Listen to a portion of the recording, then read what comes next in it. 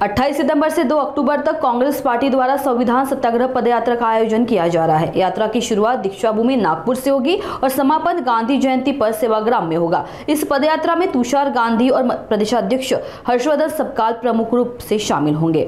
वर्धा जिला Congress committee Sindhi railway फाटा से यात्रा में शामिल होगी। यात्रा की पहली सभा केलझर में और समापन सभा चरखाघर सेवाग्राम में होगी।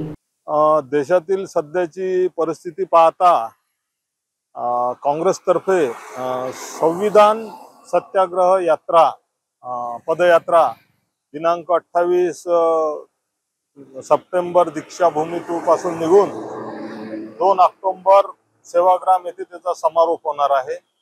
या पदयात्रेत माननीय तुषार गांधी आणि प्रदेशाध्यक्ष माननीय हर्षवर्धनजी सपकाळ हे राहणार आहे। वर्धा जिल्ह्यात ही यात्रा सिंधी रेल्वे फाट्यापासून वर्धा जिल्हा काँग्रेस कमिटी यात सामील होणार आहे आणि त्या यात्रेचे केळझर येथे जाहीर सभा होईल वर्धा जिल्ह्यात पहिली, आणि खडकी येथे त्या दिवशीचा मुक्काम होणार आहे। खडकी नंतर मग दुसऱ्या दिवशी सकाळी ही यात्रा खडकीवरून निघून सेलू येथे दुपारचा मुक्काम हाल्ट करून संध्याकाळी महात्मा लॉन येथे मुक्कामी राहणार आहे।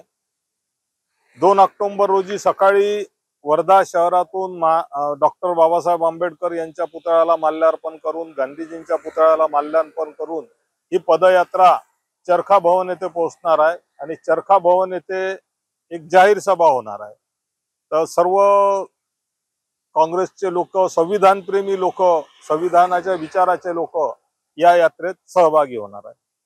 करिता या यात्रेकरता एक समिती स्थापन झाली आहे आणि माजी पालकमंत्री राजेंद्र मोळक याचे प्रमुख आहे आणि महाराष्ट्र प्रदेश काँग्रेसचे सचिव संदेश सिंगलकर हे समन्वयक म्हणून काम करत आहे।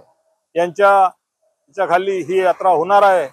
तरी या यात्रेत जास्तीत जास्त संख्येत जनतेने उपस्थित राहावे, काँग्रेस जनांनी, संविधान प्रेमी जनतेने उपस्थित राहावे असं आवाहन या प्रसंगी मी करत आहे।